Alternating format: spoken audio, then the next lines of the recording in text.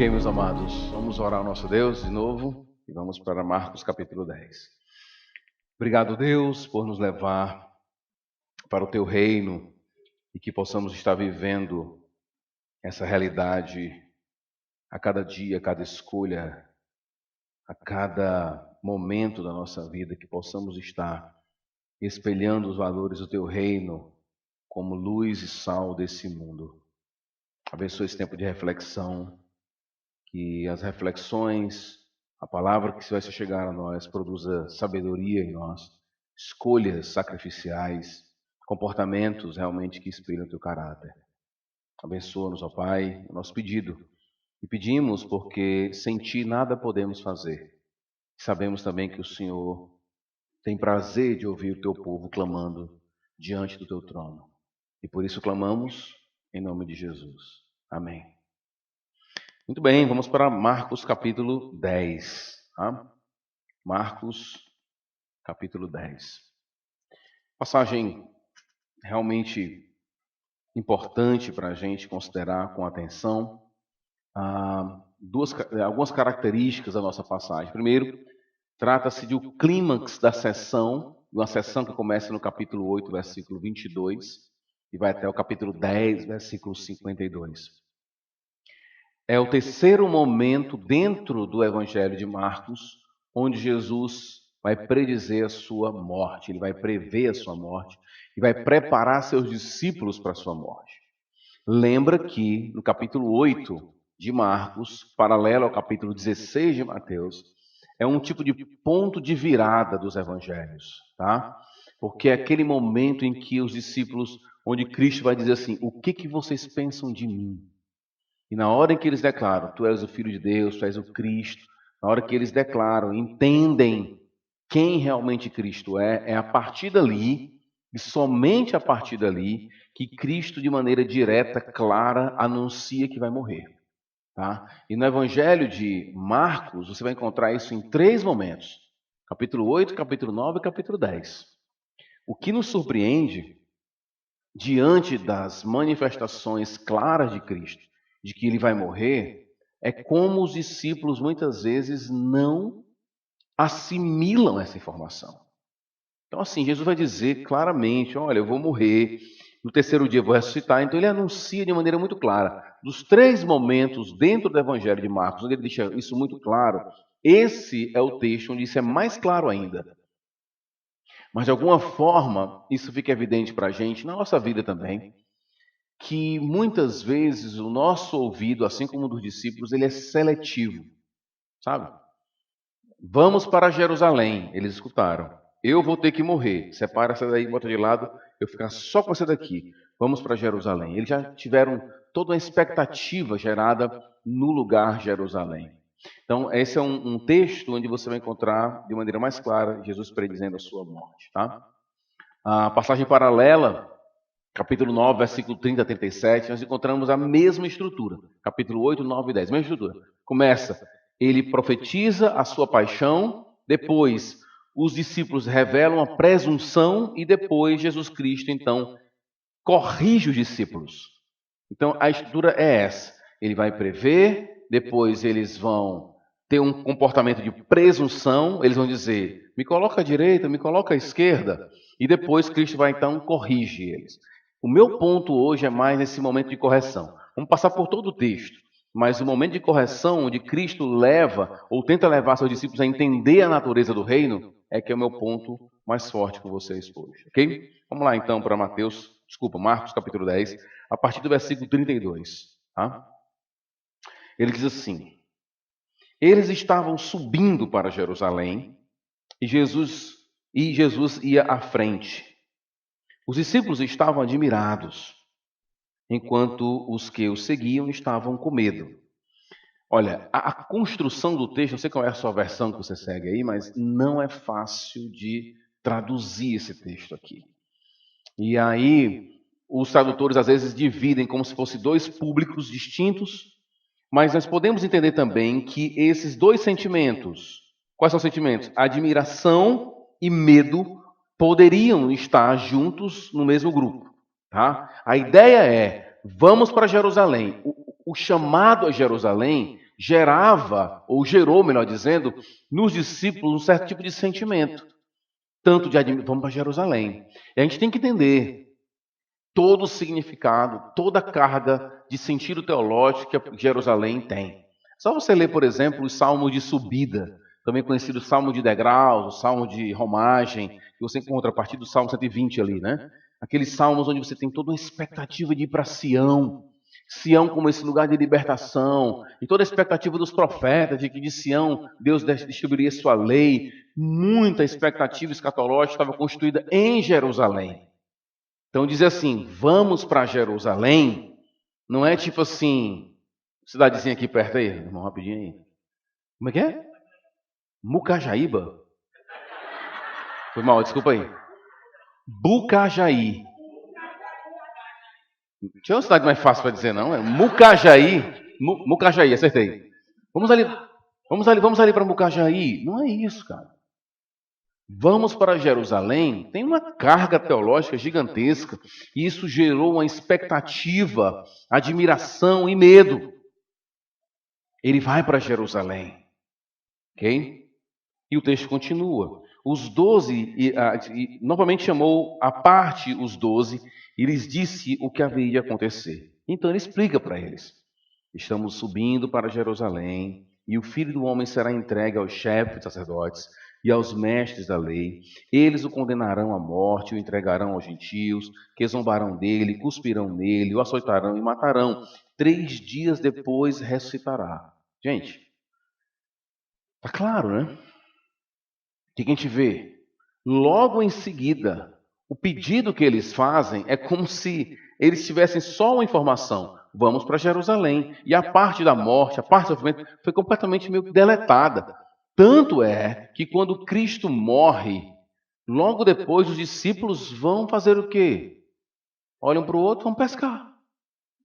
Vamos pescar, vamos voltar para a nossa vida normal, entendeu? Acabou. Não foi só Judas quem traiu Jesus. Jesus foi abandonado pelos seus discípulos. Entendeu?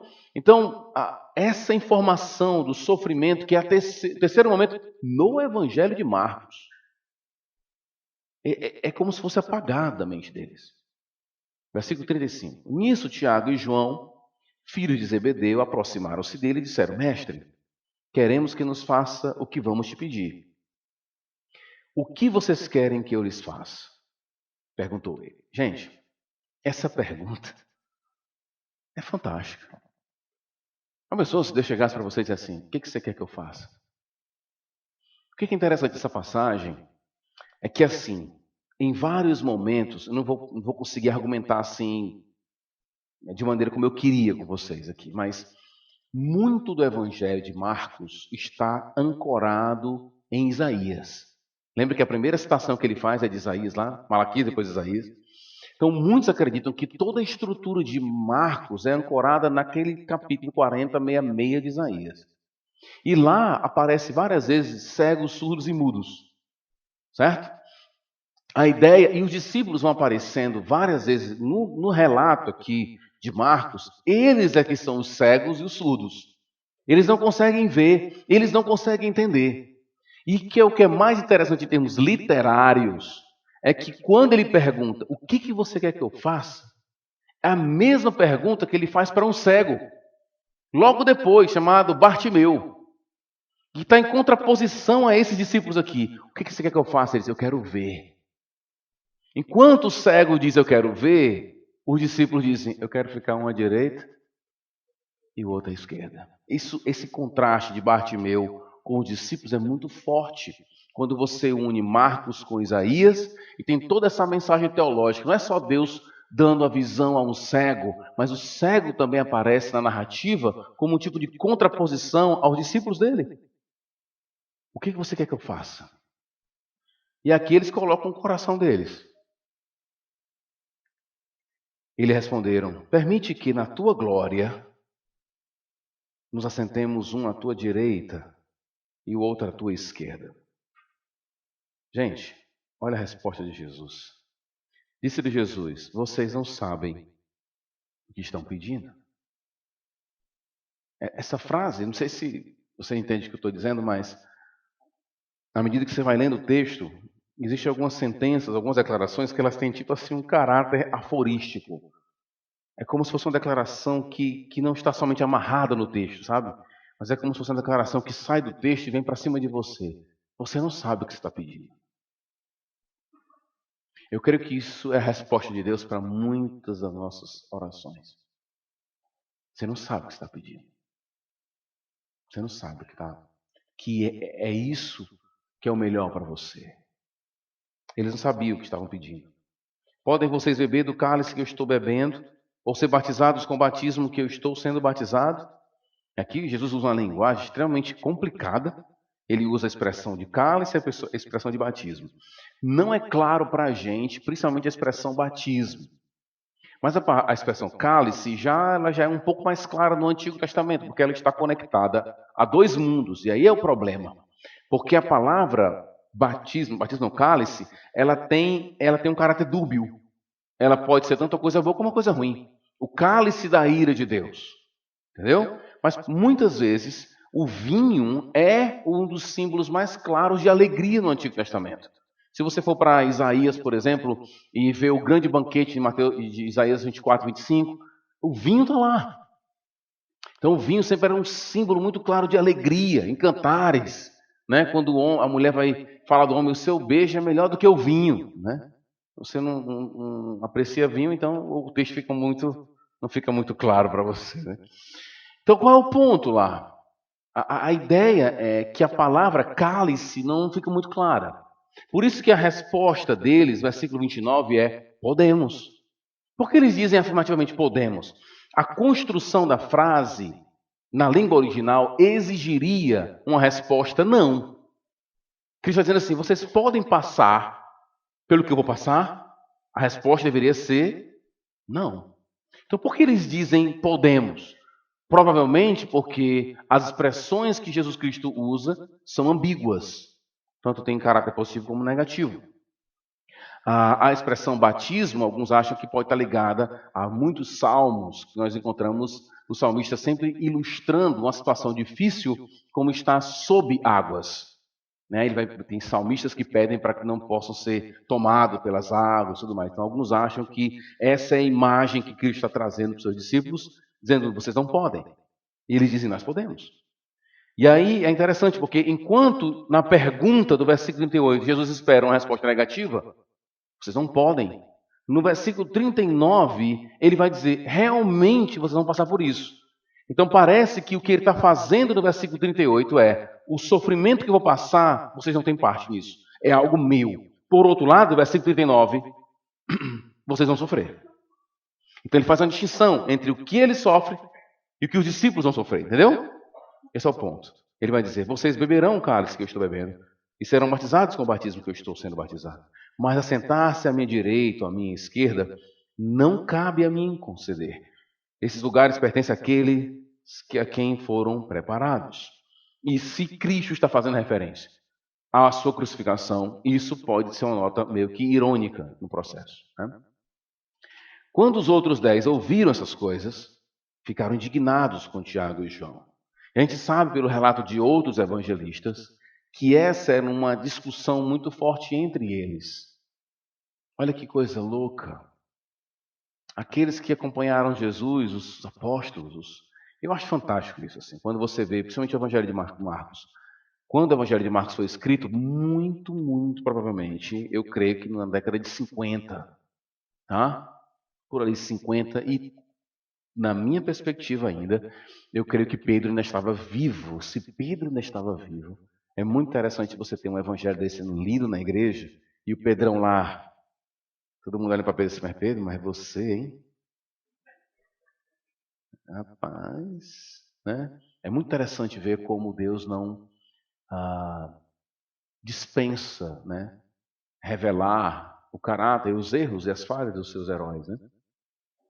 E aí eles dizem, versículo 41, os 10 então ouviram essas coisas, a ideia é de que muito provavelmente eles estavam inclinados ao mesmo entendimento. A ideia é assim, poxa, eles pediram primeiro do que a gente, mais ou menos assim, né? Mostrando que os 10 estavam junto com os outros dois. Não havia muita diferença entre eles. E aí ele diz assim, Jesus chamou e disse: vocês sabem que aqueles que são considerados governantes das nações as dominam. E as pessoas importantes exercem poder sobre elas. Jesus chama eles com canto e diz assim: como é que funciona nos governos humanos? Não é pelo poder?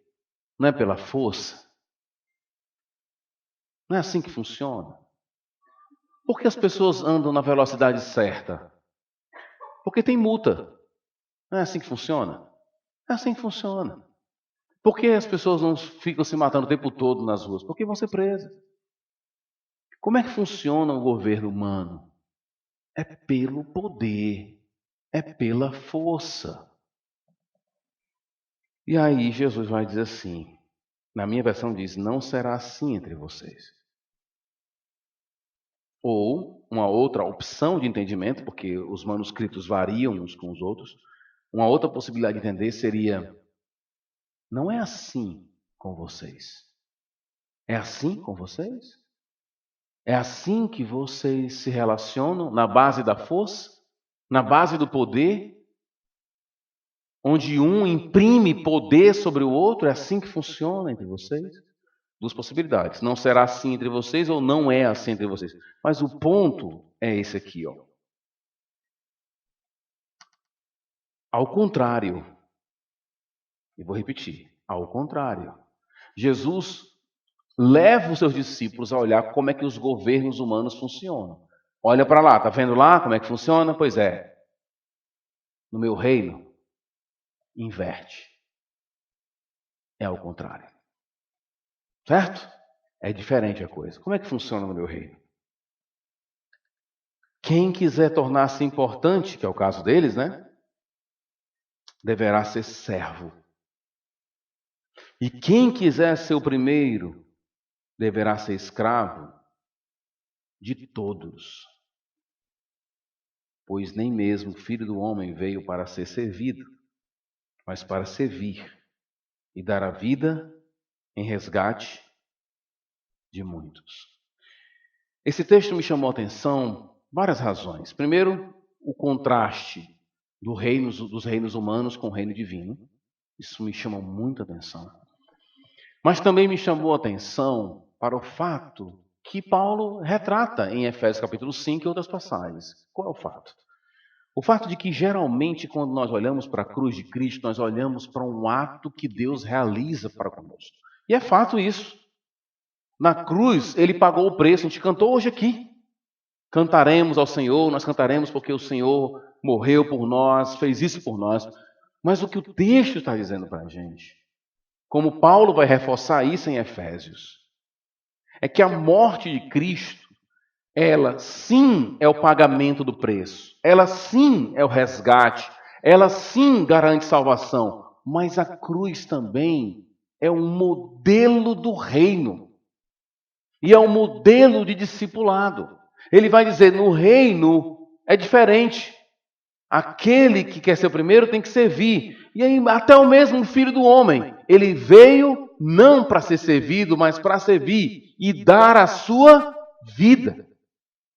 Então a cruz de Cristo, guarda isso no seu coração. A cruz de Cristo, quando você olha para a cruz de Cristo, sei lá, de maneira imagética, quando você leva a cruz para a sua mente, quando você olha para a cruz, o que você vê? Você vê a justiça divina, o amor divino sendo apresentado e você, em resposta à cruz, você quer agradecer. Só que a cruz não é só Deus dizendo, olha o que eu fiz por você. A cruz também é assim que se vive no meu reino. A cruz, a mesma cruz que diz o que Deus fez por nós, que Paulo vai dizer que se ele deu o filho dele, não dará juntamente com ele todas as coisas? Eu já dei meu filho, acabou, não tenho mais que provar amor a ninguém, já provei, já dei meu filho. Qual deve ser a minha resposta? A própria cruz, que me diz o que ele fez, também me diz o que eu tenho que fazer. Servir ao ponto de dar a minha vida. A cruz é o que Deus fez por nós, mas a cruz também é um modelo do discipulado. É lá que você encontra Deus dizendo como Ele quer que você viva. Para aqueles que queriam ter um momento de glória, porque eles dizem assentar à direita e à esquerda, alguns ficam discutindo, os estudiosos ficam discutindo, o que eles tinham em mente, o banquete messiânico?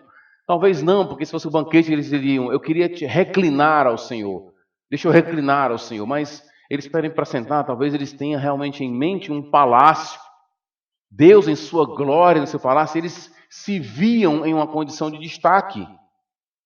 Gente, é um tipo de rasteira que eles levam do tamanho do mundo. Porque aqueles que queriam sentar em lugares de destaque, agora estão sendo convidados a servir e dar a sua vida. Porque não é assim entre nós. Lá na minha igreja, tem muitos irmãos que são policiais. Que se expõem. Inclusive tem um policial da nossa comunidade que ele levou uns 4 a 5 tiros há pouco tempo, há um tempo atrás. São homens que se expõem. Mas eu acho que, usando somente a polícia como exemplo, porque ele está usando a ideia da força, do poder, a cada pessoa presa, um crente que fecha a cela para alguém, deveria dizer assim: não é assim no reino de Deus. Não é assim. A gente não deveria ficar contente com isso. A gente deveria ficar contente em certo sentido, porque há livramento, há heroísmo de muitos homens que estão nas ruas para lutar por nossa liberdade. Amém por isso. Mas nunca a gente pode olhar para aquilo e dizer assim, é isso aí. Ainda não é o reino. Para fechar a cela enquanto chora. Porque ele deveria dizer, não é assim no nosso reino. Isso é nos reinos humanos.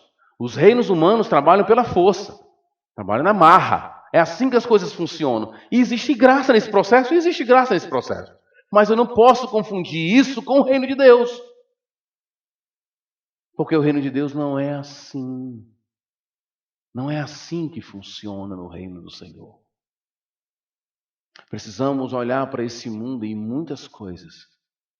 E muitas coisas que nós vamos fazer, testemunhar, olhar e dizer, não é assim.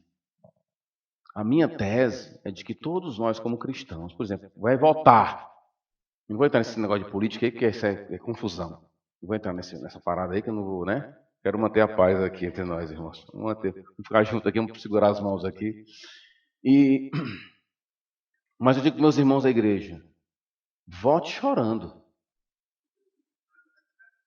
Vote chorando. Porque qualquer pessoa que estiver lá é só um sinal de que o rei ainda não chegou. Porque nenhum decreto, nenhuma lei muda as pessoas. Nenhum decreto é o reino de Deus. No reino, nós servimos uns aos outros. Nos reinos humanos, poder, exigência, na marra, na força. É assim que funciona. Detalhe, era assim que os discípulos queriam. É assim que eles desejavam. Jesus vai dizer, ao contrário. No nosso reino nós servimos. E amanhã a gente vai ler uma passagem lindíssima, pequena, passagem pequena de João 13. Hoje nós vamos encontrar aquela cena de João 13, quando eu leio, parece que eu vejo tudo em câmera lenta, sabe? Jesus Cristo andando, pegando, amarrando, pegando o pé sujo, todo cheio de barro seco nos pés de Pedro ali, ele lavando aquele pé. É assim que funciona o reino. É no serviço.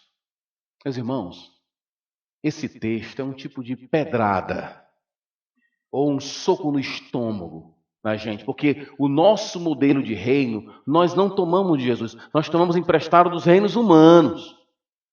Quando você pensa em reino, quando você pensa em rei, você vai para vários lugares de glória, de onde todo mundo se veste muito bem, e Jesus vai dizer, quem vocês foram ouvir no deserto? Um cara de roupas finas?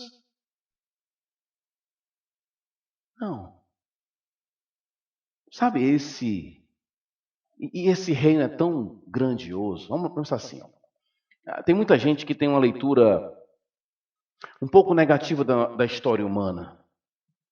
Eu, sinceramente, quando eu começo a estudar o primeiro século, quando eu começo a estudar os dias de Moisés, a adoração dos cananeus, sabe, eu olho assim, gente, o negócio está ruim hoje, mas eu acho que antigamente era um pouco pior. Vou ilustrar com vocês uma ilustração bem simples, tá? Ver se vocês estão entendendo o que eu estou dizendo. No primeiro século, se eu não quisesse um filho, eu colocava ele na selva. Entendeu? Jogava para os bichos comer. Tanto é que os primeiros cristãos ficavam nas matas esperando as mães e os pais abandonarem seus filhos para poder socorrer aquelas crianças. Hoje, o máximo que o cristão faz é reclamar do aborto. Pronto, aborto errado, aborto errado. Muito bem, aborto errado. Ninguém vai nem, vou nem discutir isso aqui. Mas o que você faz? Porque os primeiros cristãos ficavam na selva esperando fazer alguma coisa. No primeiro século, mulher não tinha tanto valor. Tem um romance muito interessante de um espanhol, eu não esqueço agora, esqueci o nome dele. Ele transforma o Evangelho de Marcos em um romance. É ficção. E ele, pressupondo, e eu concordo com ele, que Pedro está por trás do Evangelho de Marcos, porque Marcos era um discípulo de Pedro. Pedro vai dizer isso na sua carta, no 5º capítulo. Ele pressupondo isso, ele cria um diálogo entre Nero e Jesus. Ficção. Não tem esse diálogo, mas ele criou esse diálogo. O que é interessante é que Pedro começa a contar do que Cristo fez. E ele diz, tem um momento que ele diz assim, ó. E ele conta aquela história da filha de Jairo, que Jesus Cristo ressuscita a filha de Jairo. E aí Nero pergunta para ele assim, mas por que ele curou uma criança? Porque criança não tinha valor nenhum. Pior, era uma criança mulher. Para a gente hoje é tranquilo, mas a cena de Cristo, trazer de volta. Gente, Jesus era o reino dele é tão diferente. Até falei isso em uma oração, em algum momento aqui. Tão diferente, que quando as crianças chegavam, queriam estar perto dele. E os discípulos, ele pega no braço e diz, até delas também, é o reino de Deus. O reino de Deus é tão interessante que até as crianças querem se aproximar. É muito estranho ver crente com cara amarga, rabugenta, que as crianças têm medo. Entendeu? Você já tem medo da pessoa. No reino de Deus, as crianças se aproximam de Jesus. Querem estar perto dele. As prostitutas também. E toda raça podre queria estar perto dele. Timothy Keller diz uma coisa muito certa. A igreja deveria viver de forma tal que essas pessoas pudessem também entender. Eu acho que eu tenho espaço ali. Eu acho que eu posso me aproximar ali. Porque esse reino é diferente. Muito, muito diferente. Às vezes nós somos como os irmãos aqui. Somos como os 12. Nós imaginamos um reino cheio de glória, mas uma glória de poder, de força. Onde Cristo está dizendo, eu vim para servir. Tá? Eu sou rei, mas eu sou rei servo. Eu tenho aqui algumas aplicações para a gente, diante desse texto. A minha primeira aplicação é a seguinte. A transformação que o reino opera é pelo amor e não pela força. É por persuasão e não por imposição. A aplicação da força pode ser uma necessidade e até uma graça, mas só sinaliza que não estamos aonde realmente queremos. Queremos ver o reino em seu exercício de persuasão pelo servir, pelo doar, onde o outro é o alvo e não eu mesmo. Vou repetir, onde o outro é o alvo e não é o mesmo. Repetindo o que eu falei na primeira pregação, citando Jay Adams no livro dele sobre autoestima, nós não temos problema de autoestima. Nós nos consideramos tão essenciais que qualquer coisa que acontece com a gente está arrasado. Entendeu? Pastor, eu estou acabado. O que foi? Aconteceu isso aqui. Interessante. Dá uma olhadinha no mundo. Para de olhar só para você. Para de olhar só para o que você não tem e ver o que você tem. Que o efeito é gigantesco. O problema é que você olha só para você, brother. E aí é o caminho da desgraça. O seu Deus é o seu ventre. Entendeu? Você está olhando para você mesmo. Corcunda, já está virando. Entendeu? Esse é o problema. A gente às vezes olha assim, ai pastor, então é muito complicado. Deixa eu dizer uma coisa para você. Servir ao outro é o nosso livramento. Servir outra pessoa é o nosso livramento. Tenta fazer isso para você ver. Tenta, diante das necessidades que vão se apresentar, não tenha dúvida disso, viu? Elas vão chegar até você. Tenta ajudar para você ver. E vão aparecer muitas necessidades. E a gente tem que estar lá pronto para servir essas pessoas. Eu tenho uma história que me incomoda muito, porque foi um erro que eu cometi. Eu não tenho problema em falar, porque, enfim, já passou e espero que Deus me dê tenha misericórdia. Uma vez eu estava em Fortaleza, vindo da nossa congregação, e eu parei no sinal, eu parei no sinal, e tinha uma senhora sentada na calçada, lá no outro lado, assim. Até hoje, eu sei o rosto dessa mulher, você acredita? Se ela entrar nessa sala, assim, a senhora que estava lá naquele dia, lá, eu sei quem é. Eu olhei assim, caramba. E naquele dia, o sinal abriu e eu fiquei naquela história de, e aí aquela lance do trânsito e tal, não sei o que, eu queria falar com ela, mas eu olhava assim, não tinha onde estacionar, acelerei e fui embora.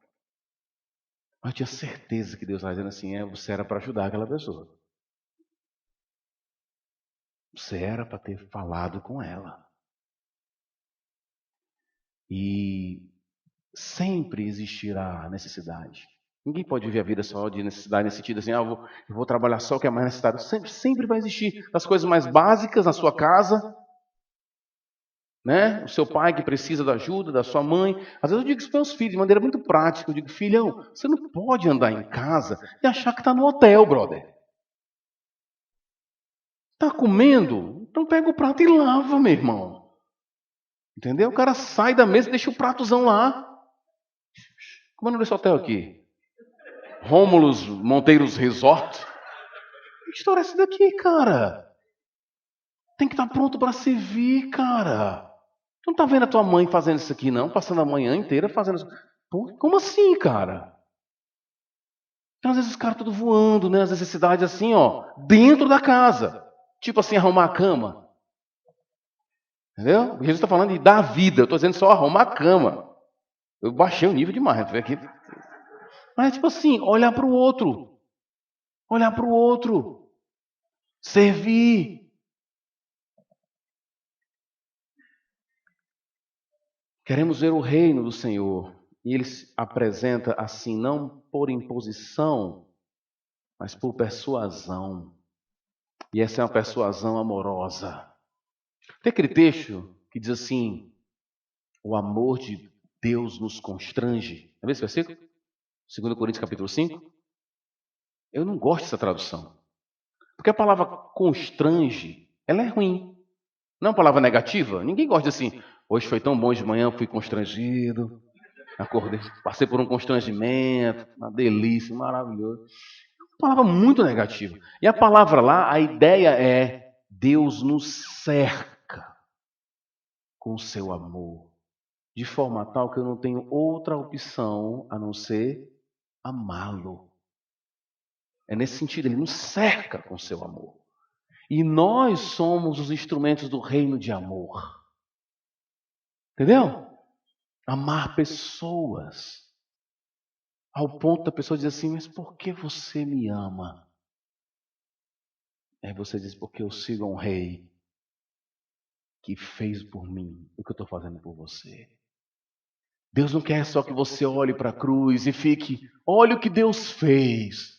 Ele quer que você olhe para a cruz e diga, olha o que Ele fez. Senhor, como eu posso ser grato a isso que o Senhor fez? Fazendo o mesmo. Servindo como eu servi. Da cruz vem a mensagem de graça. E da cruz vem a instrução para viver em gratidão. Segunda aplicação. Existe uma ameaça de lermos o reino de Deus por categoria dos reinos humanos. Isso é real, isso é constante. Os reinos humanos nos ameaçam com as suas estruturas gloriosas e as suas falsas esperanças. A gente fica iludido com os reinos humanos, não é não? Fica. Agora vai. Já ouviu essa frase? Né? Não sei como é que eu não sei de nada da política aqui de Roraima, não sei quem é governo, não sei de nada. Eu não sei qual partido, tá? Então eu posso falar aqui que eu não estou nem aí, que eu não sei. Então, prefeito foi eleito, a prefeita foi eleita, o governador, você, agora vai, tem? Alguém diz, agora vai. Não vai. Porque é por força. E o reino do Senhor não é assim. O pedido dos discípulos mostra que nós podemos, sim, misturar as categorias. Pedro, por exemplo, no texto de amanhã, vou lavar teus pés. Pedro, não. Por que Pedro rejeitou que o Senhor lavasse seus pés? Porque ele ainda guardava em seu coração, as categorias dos reinos humanos. Entendeu? As categorias dos reinos humanos. Gente, é tão estranho. Um colega meu, um pastor, foi para uma igreja, acho que é em Brasília, não lembro agora, que tem área VIP, brother. Você acredita?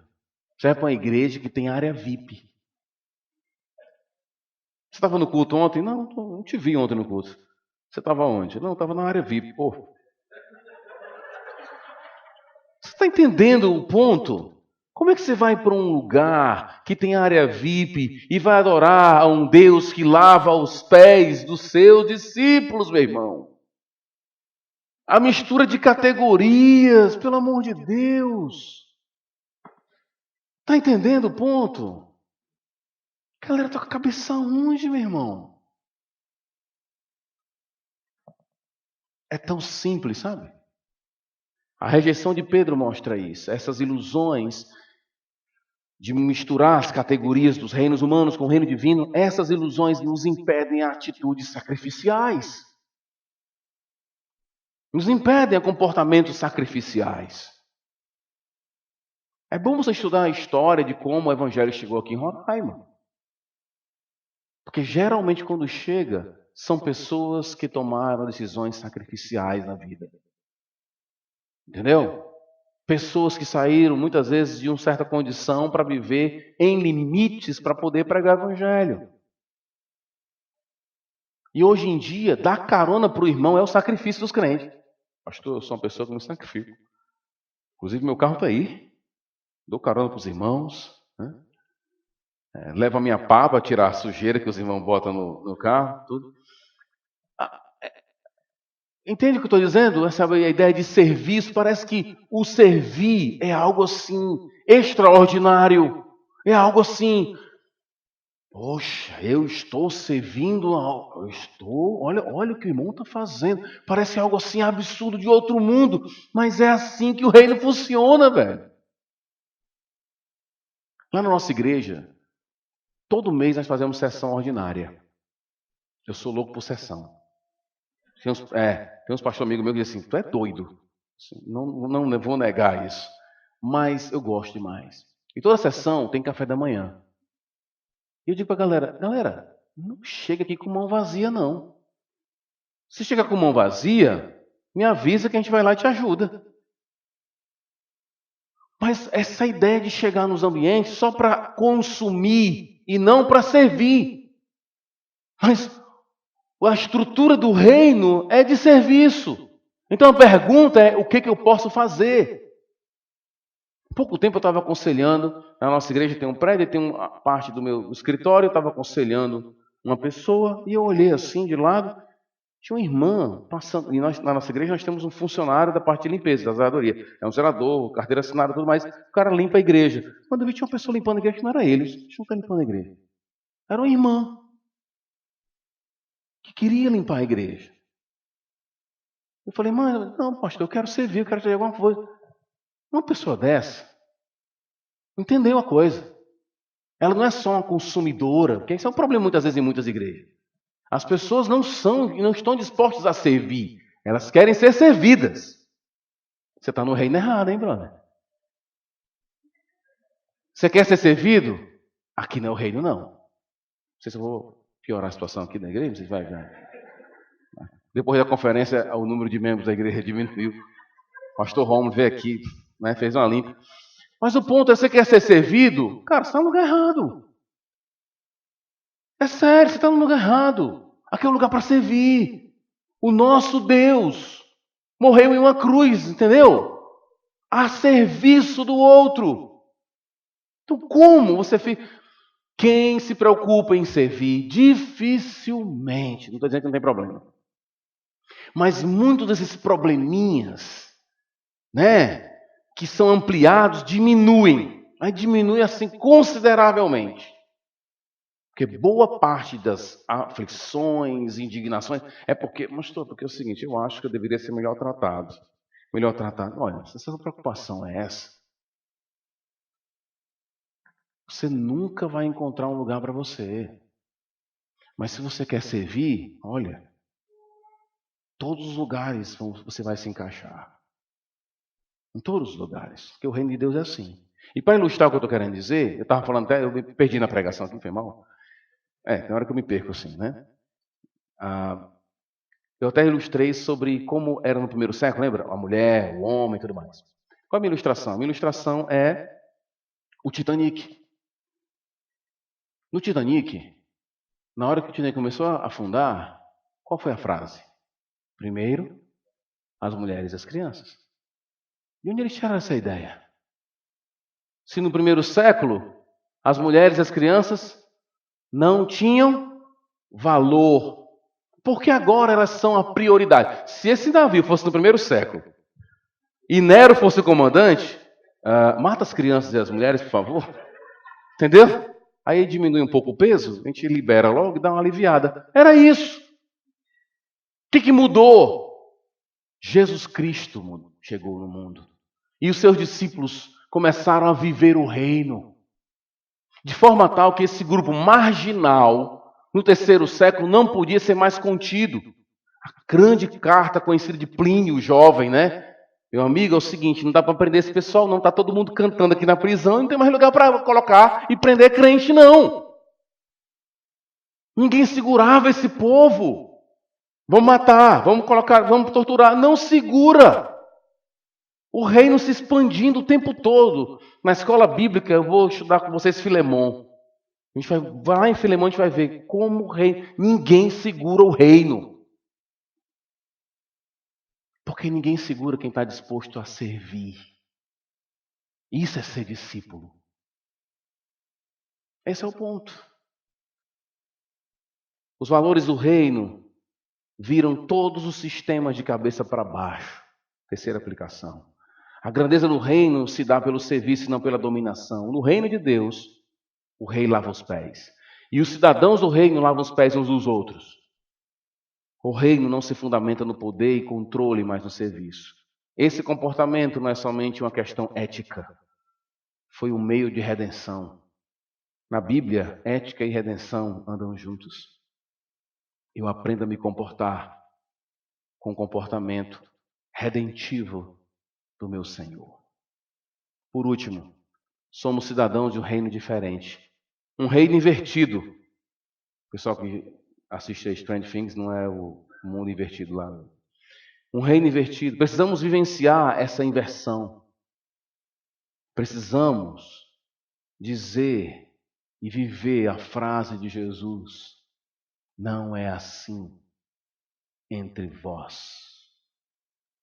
A gente precisa olhar para o mundo, sabe? Ver atos de imposição e dizer: não é assim entre nós.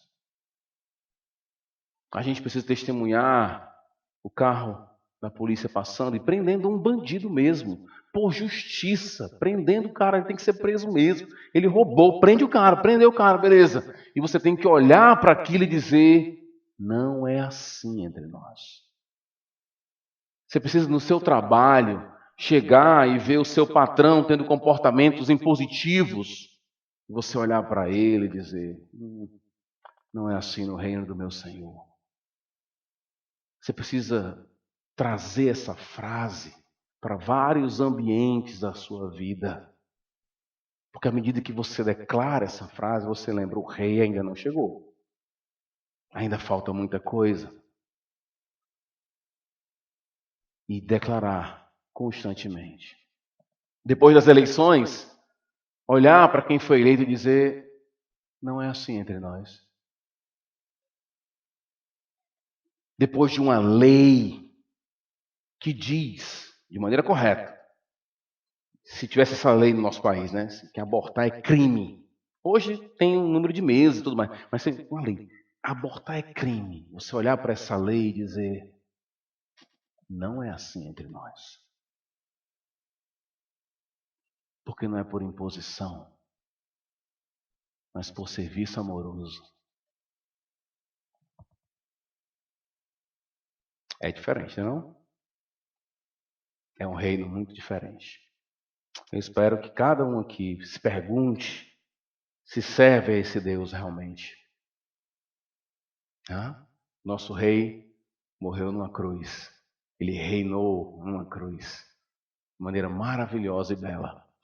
A cruz é aquele símbolo. Talvez quem passava naquele dia olhava e dizia assim: é só um judeu morto, espancado, desprezível. Mas nós que olhamos para a cruz, nós conseguimos ver tanto a violência humana como o amor divino. Tanto a violência como o serviço ali. É nesse sentido que a cruz é bela. Porque ela é um exercício do amor do Senhor. Quem é como o nosso Deus? Quem é como o nosso Rei? Vamos orar. Senhor, abençoa nossas vidas. Tenhamos na tua cruz o modelo da vida. Que a tua cruz seja o modelo do discipulado. Que possamos seguir teus passos. Passos do serviço, passos de amor ao outro, passos de olhar para o outro. É nisso que encontramos libertação, porque é assim que fomos projetados para ser. Assim como o Senhor vive numa realidade trinitária, onde o Senhor tem um amor perfeito um pelo outro, onde o Senhor é adorado e adora uma realidade perfeita, o Senhor vive uma realidade plural, assim também devemos viver em amor um ao outro. Possamos espelhar a tua existência trinitária na nossa vida, se relacionando de maneira amorosa com as pessoas. Possamos viver de forma tal que as pessoas fiquem espantadas, chocadas, escandalizadas diante dos nossos atos de amor, dos nossos atos de serviço. Faz dessa igreja, de cada irmão aqui presente, de outros irmãos de outras igrejas, verdadeiros servos em suas comunidades, pessoas dispostas a servir, dispostas a demonstrar gratidão. A força da gratidão não pode ser segurada, não pode ser contida. Que a gratidão que vem da cruz encontre na cruz o padrão de se viver de maneira grata. Nós oramos ao Senhor, em nome de Jesus, o nosso Rei. Amém.